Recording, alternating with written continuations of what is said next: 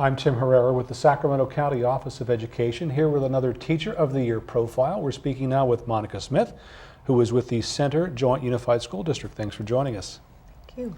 Tell us a little bit about yourself. Tell us, where you teach, and tell us what you teach. I teach in Center Unified School District. I have a special day class, 1st through 6th grade, for students with autism. I do have some students in the classroom who do not classically have autism, but who have sensory integration dysfunction disorders. So they are in my room, and I've worked in the district for 20 years. So what is it like? I mean, that's a very specialized and unique student population. And it's obviously very challenging. Tell us a little bit about that type of student. Well, I learn from them every day. They're wonderful. They are very open and honest with you, so you know not to take things very seriously when they tell you something that is maybe not so nice to your ears, about your hair or how you're being. But because they're such visual learners, I do a lot of work modifying the curriculum to make sure that their learning is done through the visual modality, and modify the curriculum to meet their needs, and create projects. So that's where I have my fun, is modifying the curriculum to make their learning important to them. How challenging is that to work in that environment? I love it. It's not challenging for me at all.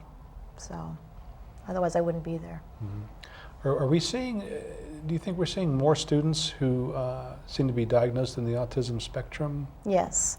And that's been one of my concerns, is because right now the number is about 110 to 1, that every child is being diagnosed with some form of pervasive developmental disorder, and so they're being put into the general ed population, and a lot of those children's needs are not being met because we don't have the resources to do that. So we are really working together as a district to make sure that all teachers and staff are trained and informed as how to best meet their needs. And we are seeing more of that training because, Yes. like you say, because years ago, you may just think of a student as different, Yes. or maybe learning disabled, and that was kind of the blanket category. But now it's a very specialized idea of what the student is. So what are some special things that you do then, since you obviously each student is a different type of student to begin with? On top of that, each student is different in other ways. I mean, how do you work with such a diverse classroom? Well, we work as a team.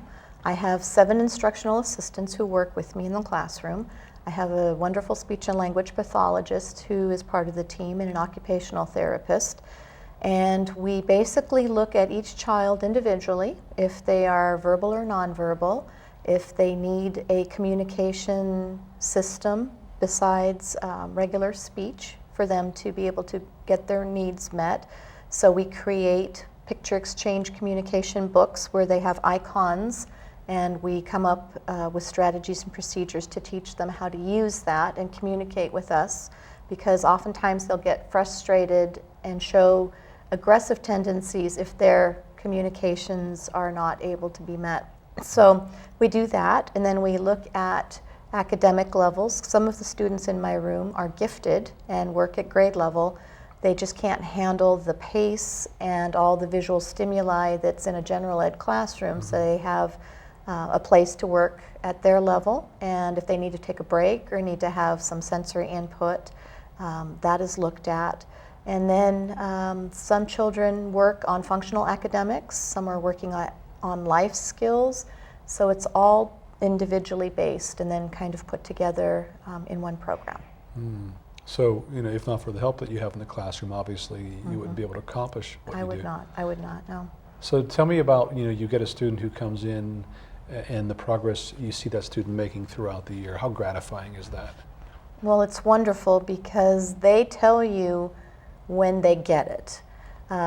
They'll either come running up to you and say, "Look, Miss Smith, I can make my letter T," or "Look, Miss Smith, I can read the book." They'll often fight you on learning because learning to them has to be meaningful in a way that makes sense to them, and oftentimes paper and pencil tasks are nothing to them besides scrap paper. So if they are able to use paper and pencil and do a math problem and the light bulb goes on, it may take 6 months and it may take a year for them to get something, but once they do, they really just shine and they'll let you know, and then it just, it makes us happy just to see the smallest little incremental steps being achieved. So it must be very gratifying to see that the light go on and see them really advance. So you've taught for 20 years now. What are some of the big changes that you've seen just that have impacted you in that span of time? Well, I really haven't seen that big of an impact because I've always been in the special day class, and I've always modified and worked individually for each child, so that's something that I've done. I think where the change is trying to use standardized curriculum to meet the needs of the children and modifying that in a different way so that depending on if they want to go into getting a diploma or a certificate, it's my job to help them get more successful earlier on. But I've really not seen a change for myself personally because I'm kind of in a bubble in the classroom, so that's kind of where I am. What about innovations in dealing with students with special needs? You must have seen quite a few changes over the years in that. Well, I've always been very positive, and I've had some wonderful mentors who have always been positive. So there has been a trend to use more positive reinforcement instead of some of the aversive tendencies that used to be done many, many years ago, none that I ever used, but using the positive reinforcements and making sure that communication needs are met so that things do work for the kids have changed. Do you find it difficult to motivate some students in your classroom, and what are some of the special things that you do? Well, we use a lot of praise. We use a token economy system. So some of the children will work for either extra computer time or time to walk with me around the campus. We use stickers. We use different kind of motivators depending on each child's interest. So if a child has an interest in trains, we'll maybe give them the opportunity to earn something that has to do with trains or time with trains or working with trains or a positive phone call home to say that they've accomplished something. So we try to just make it as possible and give them encouragement through some of their more difficult times. Special incentives. Yeah. So what motivated you to become a teacher in the first place, especially the type of teacher that you are? My best friend, Becky Smith.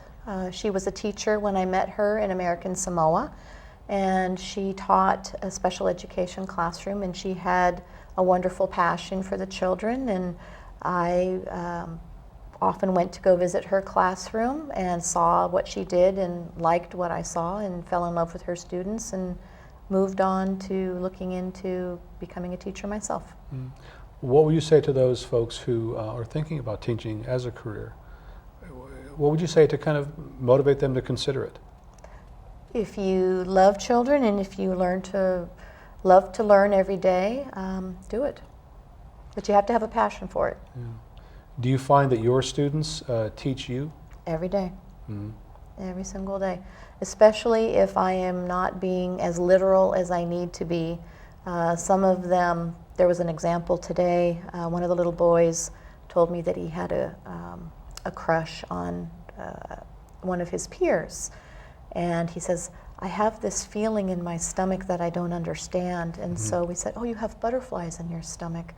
And he says, are you telling me I had worms? So we have to be very careful on, then we had to explain the idiom, and then he understood. But we have to be very careful as to what we say because they do take everything very literally, and we have to be careful on that. And you have to take a step back and say, no, that's not what I meant, this is what I meant. So I learn every day. Oh gosh. Well, congratulations to you on being named to the Teacher of the Year for the Center Joint Unified School District. That's quite an honor. Thank you. We've been speaking with Monica Smith. Thanks.